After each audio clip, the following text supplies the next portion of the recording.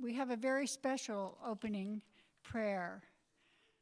Clifford Duncan is a Ute elder, spiritual leader from Northern Ute. He was here in Carbondale in December 2009, one of his many visits, and he did an opening prayer for the 11th Native Gathering of the Americas. Clifford was born in 1933. He passed from this earthly plane in 2014. He was a very inspirational leader, a very powerful medicine man. Will greet you this morning. It was mentioned to me that there should be a prayer for our gathering. So I would like to say a few words to the Great Spirit for all of us. And, Native Americans usually will start all activities with a prayer. And this is more of a guidance requested from the Spirit so that we can go on with whatever we're going to do. So we try to bring that over into other communities, our way of life. So with that, bear with me. It's going to be difficult to interpret the next few moments, I think. Noti maramapugat jepunit hate marwate. Dawachi upak maras iguat ichichup chon mar. Bahan ichichup chon mar requests marumapugas. Oro Mainabu Maigaro Pusabu Nivesu we to my tray. What can make a rule? I report my Nabu, my Ratipaco, what is right. The West Brother Nega out John Michael us. We were my brain, my mitre who want to, or poor catch who want to. I run to what my nigga. I had Pima roaches, my canoe. Who on a cycle when I was John, my canoe. Oh, thank you. Here we are, enjoying this beautiful morning in Carbondale, Colorado. And the next person I'm going to invite up next to me is my dear friend and companion on this journey, this wild journey of Indigenous learning. This person is Connie Baxter Marlow, an author, a filmmaker, a futurist. She was a resident of the Valley for 30 years, from 76 to 2006. And then she moved away after raising her children, her 3 children, and she went on with her visionary travels and learning to bring in the Indigenous cosmology into our knowing. Connie is an author, a photographer, she's a futurist, and we're going to see an introduction to her work in this film that is coming up. And then Connie will be here to share her journey, her understanding, and the history of Indigenous relationships here in the Roaring Fork Valley.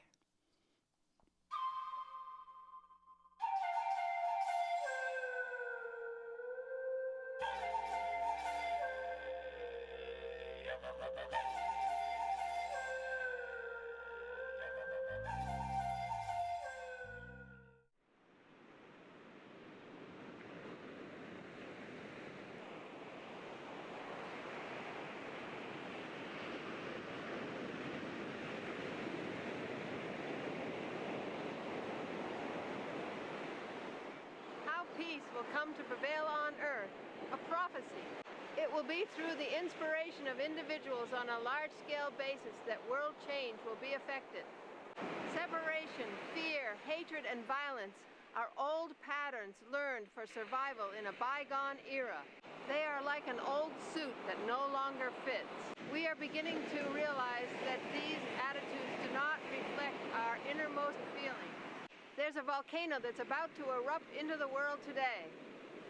What will be thrown into the atmosphere by the bursting open of the human heart will be more beauty, balance, joy, abundance, and harmony than has ever been experienced before. This has been written in the destiny of planet Earth and has been carried through the ages by the native peoples in their prophecies and in the essence of all religions. The continental mass from Chile to Alaska is in fact the New World. People from every nation of the globe have moved to this land to break with tradition and start a new, better life. At the foundation of democracy lie the seeds of true peace and freedom. These seeds have yet to bear the fruit encoded in them.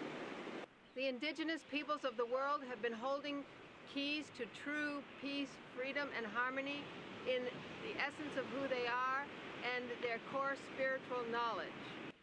The coming together of the ancient understanding of the natural laws of the universe and the secrets of the earth, which have been held by the indigenous peoples, with what the modern cultures have learned through exploring the scientific paradigm, will create a synthesis from which will emerge a balanced way of walking on earth that has never been experienced before.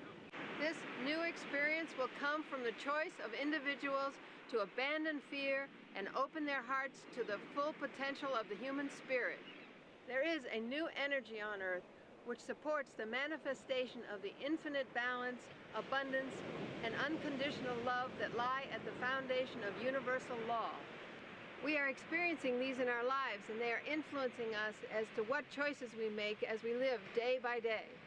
Spontaneously, trust replaces fear. Generosity replaces hoarding. Ease replaces struggle. Abundance replaces scarcity. Unity replaces separation. Serenity replaces tension. New systems develop. New relationships replace outmoded ways of being. An understanding of the sacredness and interconnectedness of all things begins to emerge. It is in this way that true peace and profound freedom come to prevail on earth.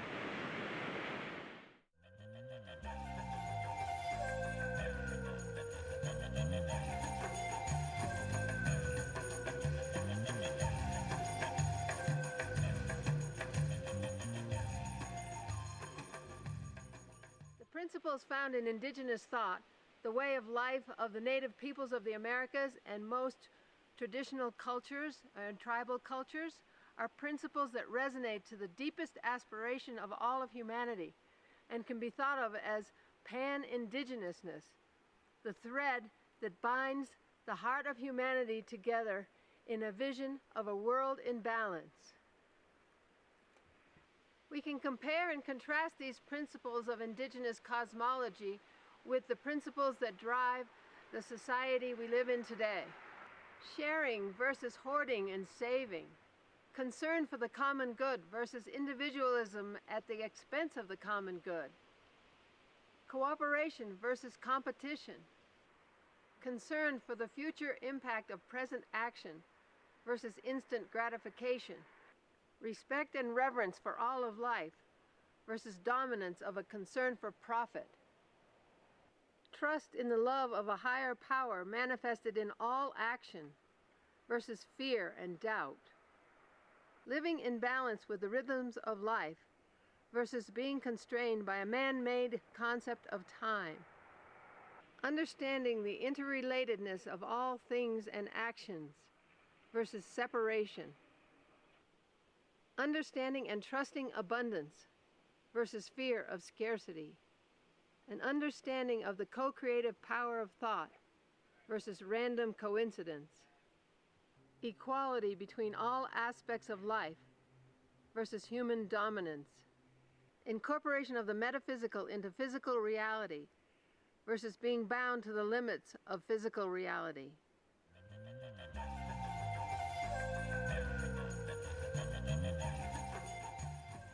In order to prepare for the new future of peace, harmony, and unity that may be beyond our current understanding, we must act with intention and use the information already available to us, as well as commit to listening to and learning from the earth, her creatures, and other aspects, as well as the universal energies, visible and invisible, and to encouraging peak performance through connectedness, choice, and discovery, abandoning models of perfection and judgment.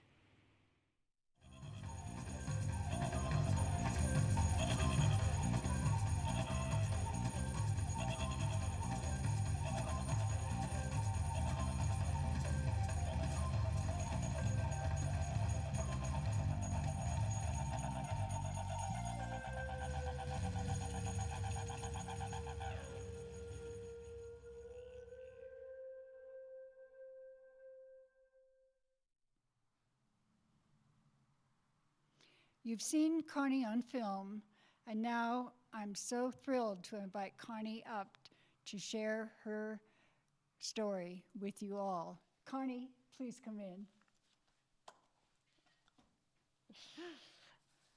So happy to be here.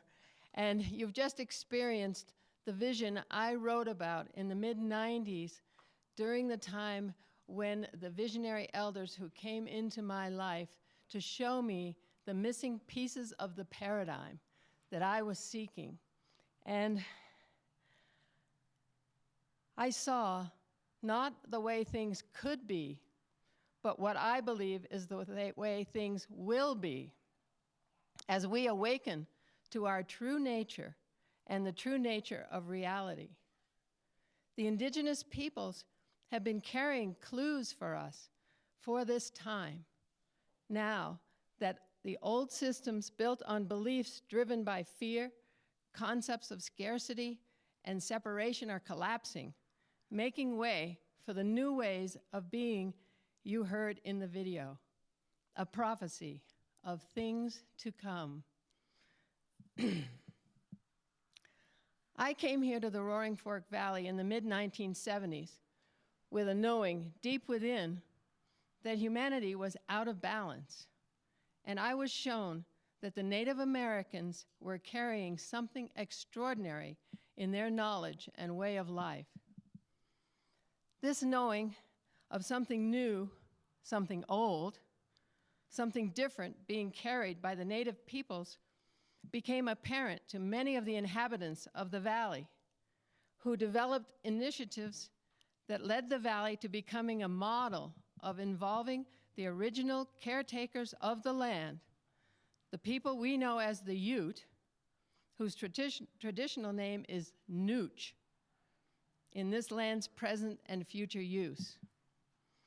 In the mid-1980s, almost 40 years ago, a healing process began to build trust between the three Ute Nooch tribes, the Northern Utes, Southern Utes, and Ute Mountain Utes, and the governmental entities, the Pitkin County Commissioners, the U.S. Forest Service, the city of Aspen, the town of Carbondale, as well as the Aspen Skiing Company, as they worked together to establish land use that honored the ancestral lands of the Ute.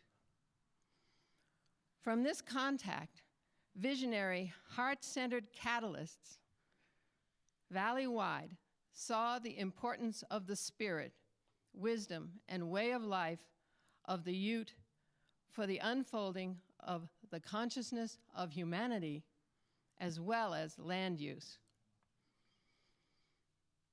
Healing, blessing, and cleansing ceremonies for various initiatives, Cozy Point Ranch, Avalanche Mine, Aspen Center for Environmental Studies, the Aspen Schools, along with the establishment of the Ute Trail, Ute Park, Nooch Park, and many others, brought forth and aligned the universal energies often ignored by Western organizations, educational institutions, and developments.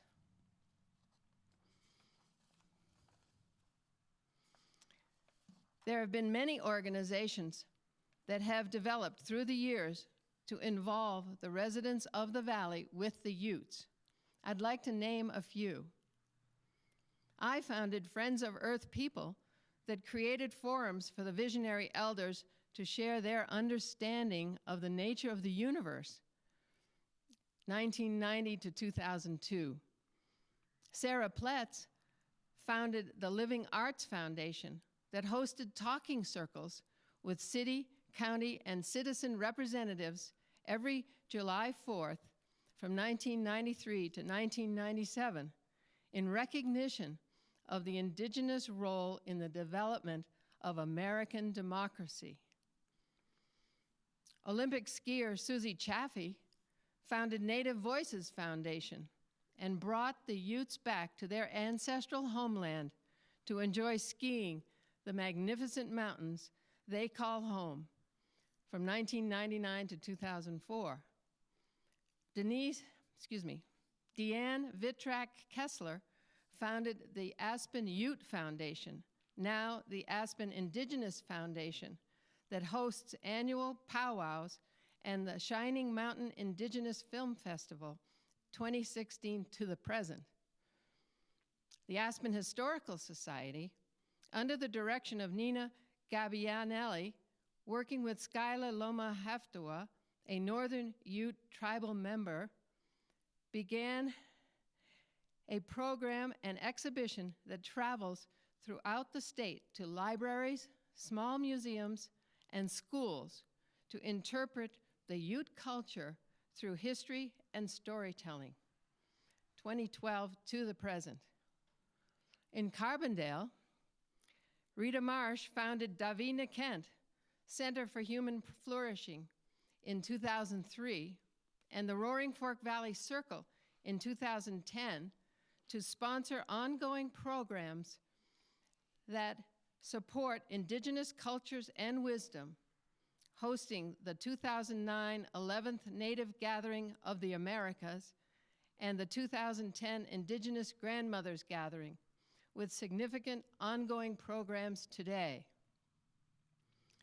I would like to honor the Utes who responded to the call to return to the valley with love in their hearts. Southern Ute elders grandmother Bertha Grove, her son Alden Naranko, Eddie Box, Russell Box, and Kenny Frost, who were early returnees to the valley. Northern Utes Roland McCook, Uinta and Ure Ute tribal chairman and Uncompadre Ute tribal historian, Loya Sespuch Arum and her daughter Carrie, and our beloved Clifford Duncan were consistent in their participation and sharing their wisdom. Thank you. We are eternally grateful to you.